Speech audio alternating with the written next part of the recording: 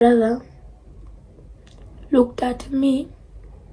He's short, so he looked at me with his eyes, and then he was like making sure that he had the same thing that I had. And I'm like, oh Jesus, why are you looking at me like that? He's like looking at me like, Sky, his mom. I look at him back, I'm like, it's okay, they are pranking us, as we are social media people. So I thought this would be an awesome prank. My mom is pranking me, but that wasn't a good prank. I wish it was a prank. I wish it was a prank because I wish it was a prank. Today we bring you one of the most emotional, controversial and shocking stories shaking the gospel industry and social media right now. The rising tension surrounding the late daughter of gospel singer Betty Bayo, the bold demand by her mother to have the body exhumed for a post-mortem, the explosive claims that she was not a natural death, reactions from Prophet Kanyari, cryptic remarks from Sky, and heated commentary from YouTubers based in the USA. The story is emotional, it is sensitive, and it is unfolding. In a shocking twist, the late girl's grandmother, Betty Bayo's own mother, came out publicly to demand that the body of her granddaughter be exhumed for a post-mortem examination. According to her, there are serious unanswered questions surrounding the death, and she now believes that the child may not have died naturally.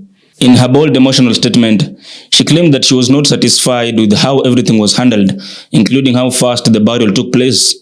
She insisted that the truth must come out, no matter how painful it is. Her demand sent shockwaves through the public.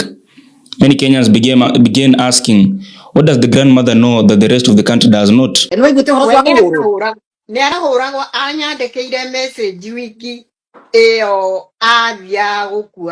Muthenya wari Friday akinyandikira message nduru muno na niguo ndamakire nie akinjira woi mami wandigeire guku wandigeire woi mami mwana ucio wako akirira thimu-ini. Weyumiririe ni ndu maramenya uria gwathire na mbere gutiri mundu kundu kungi mutumia uria araria koguo nike ndamwira mukorwo mwi sensitive muno nani nikimona ngirite mureke ari maundu kindu kiu ari etinya kiume ndari arona mundu ukumuteithia gutiri wakiri umirite forward ateithie gutunya na ciana ici ginya Kanyari ndari na uhoti wa gutunya na ciana ciake tondu Kenya ciothe murari na urimu wa kuga ciana itire moko-ini mega ici na Kanyari kabacina ku kaitari na cuwe ciana icio nĩ ngũrera arĩ niĩ tondũ ndĩna andũ akwa arĩa merutĩire kũmanyita wakamũira nyinũkĩte na rĩu tondũ merũtha nĩ mabataire nĩ gũikara na tata wao, nĩ mabataire gũikara na tata wao na nephew na niece wao tondũ nĩ mekũiganĩra na nĩ ngwaria nao na thimũ. Betty Bayo's mother now finds herself at a center of a storm unlike any other. On one side, she is a grieving mother who has just buried her child, and on the other side, she is facing mounting pressure from the public and her own family, demanding answers about the daughter's death. But adding fire to the already raging drama, Sky, the daughter, came out with critics' statements that many believe were indirectly aimed at Betty Bayo's mother and the unfolding family conflict.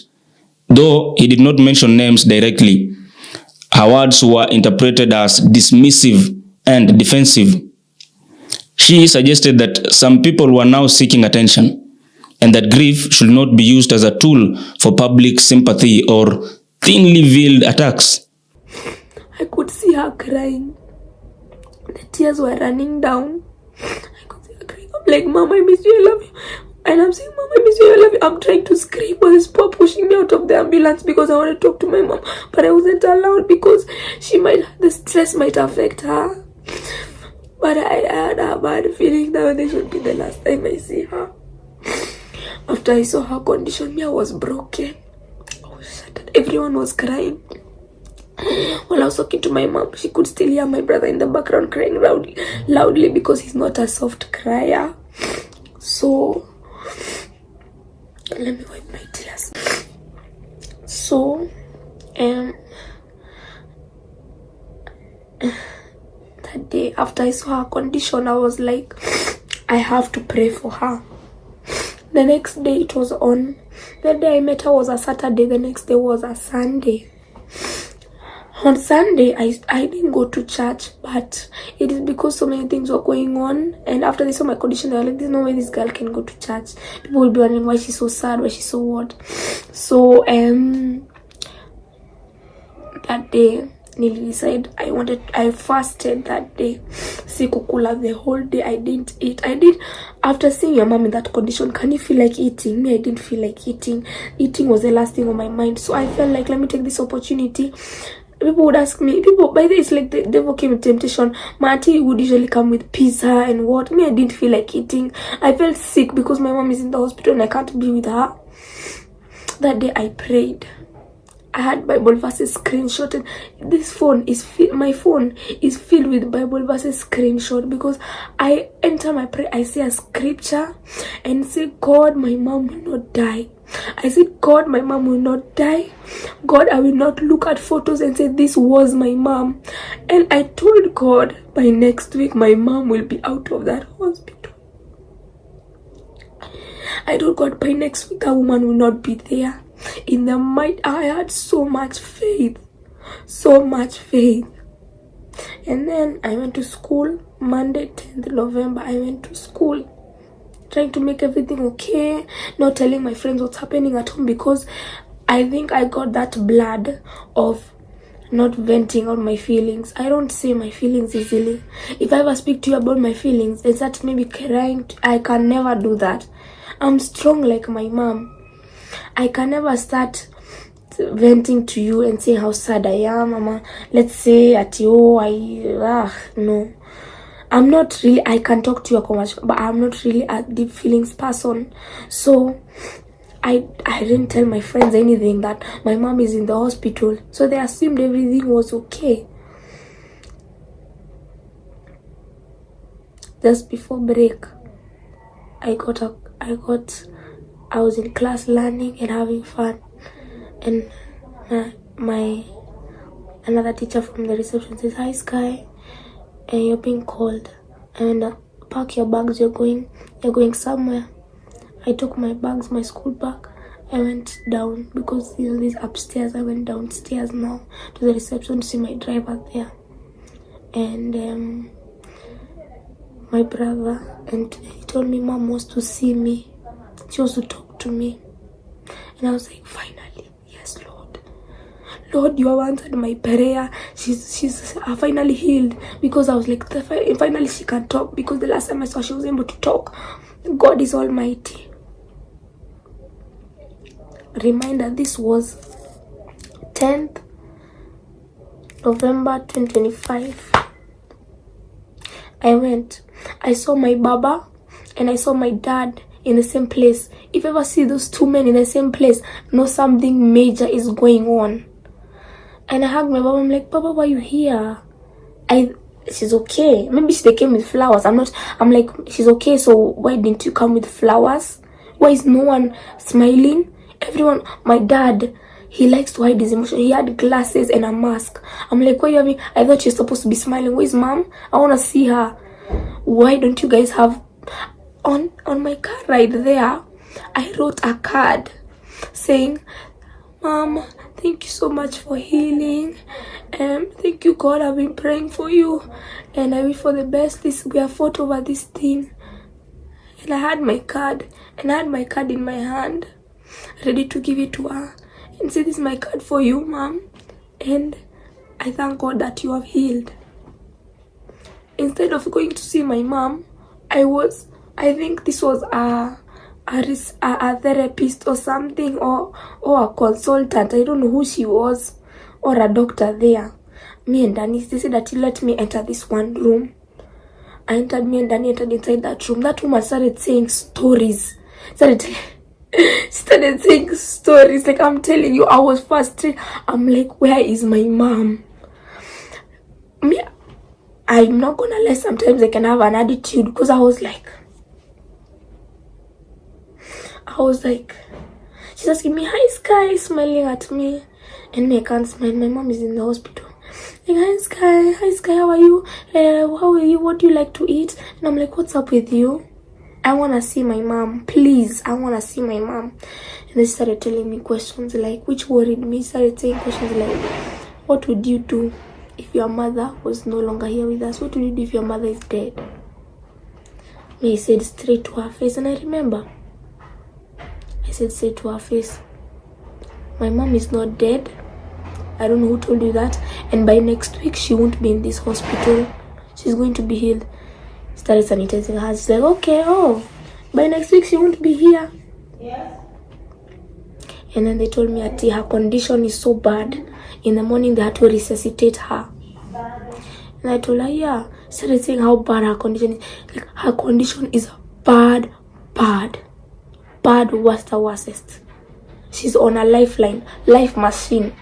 All those my life machines I usually watch in the movies, I never thought it would be me experiencing a loved one on it. And I couldn't imagine the pain she was in. They're telling me right now she's on a lifeline. And I'm like, okay, God is almighty. I believe in him. He will overcome this, you know. Don't come in. Sawa.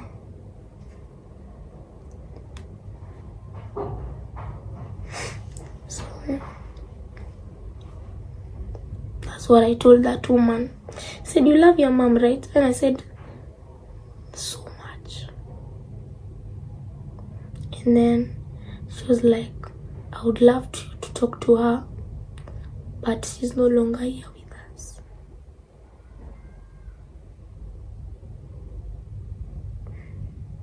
I remember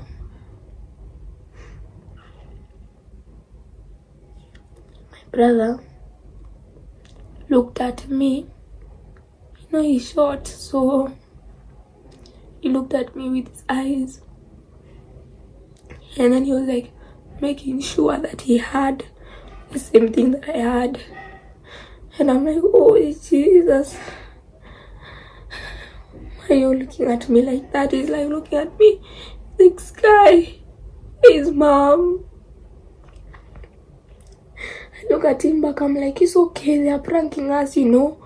As we are social media people, so I thought this would be an awesome prank. My mom is pranking me, but that wasn't a good prank. I wish it was a prank. It was a prank because I wish it was a prank. I don't wanna cry because I've done this video so many times and I don't want to mess this one up because I don't want to show any emotions here, because I don't want my anyone to watch it and feel bad of what is happening, because all people already feel sad. So I'm trying to stay strong for these people. And then Danny started crying immediately. And then I was like, you're pranking me. What is... Me, I didn't even cry. Me, I was like, you're pranking... Where is my mom? She's like, oh, I'm pranking you. Come, let's see her. I walk out.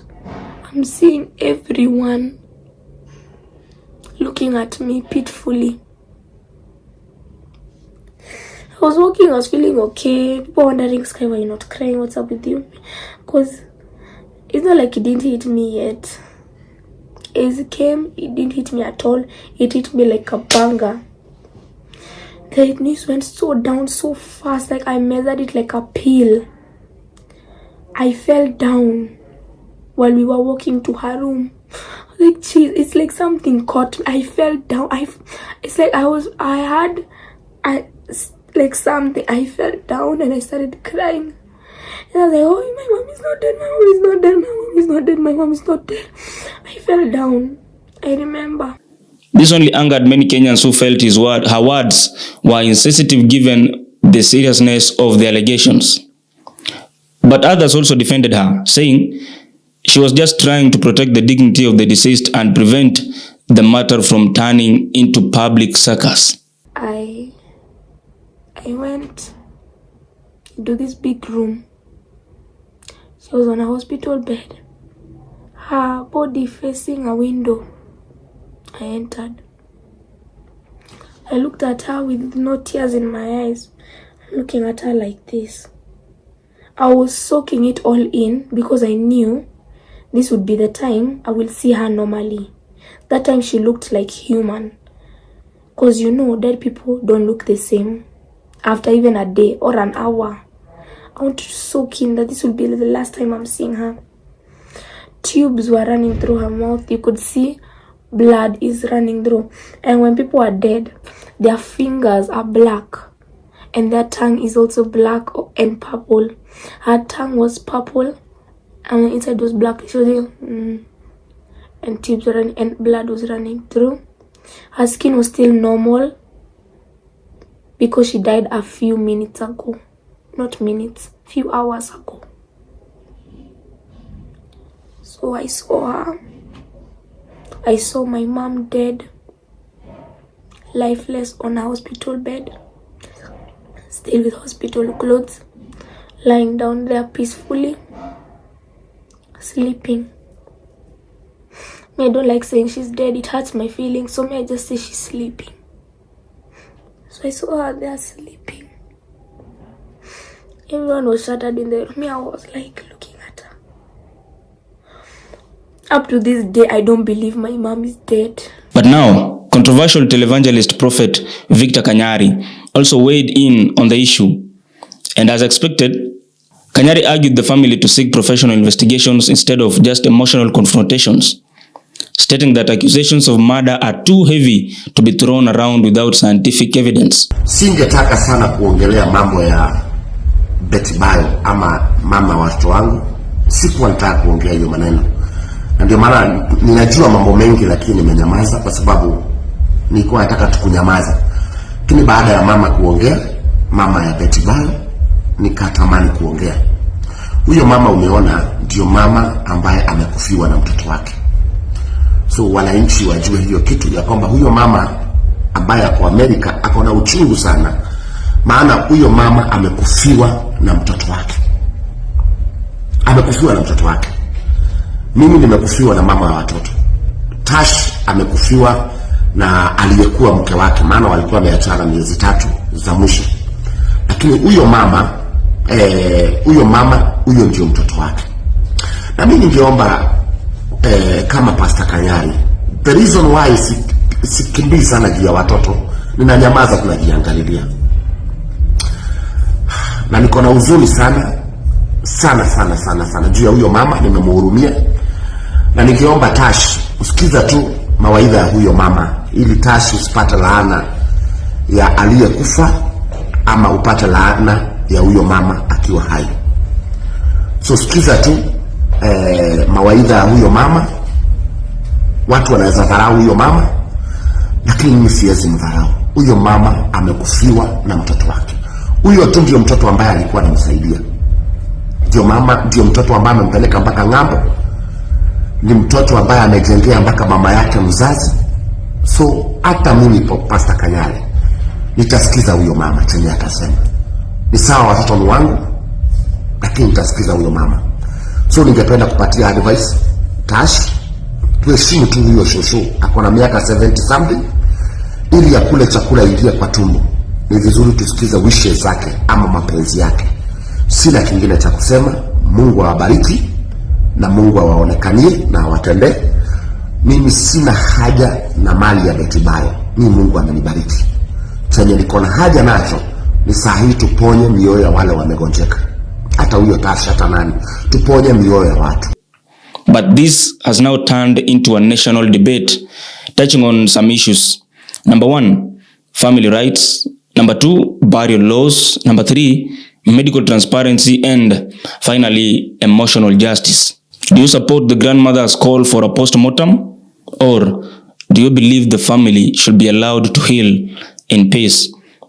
Drop your thoughts in the comment section below and remember to subscribe for more breaking stories. As always, this is Havana Media, where the story never ends. My name is Oduor Billy. Until next time, see you.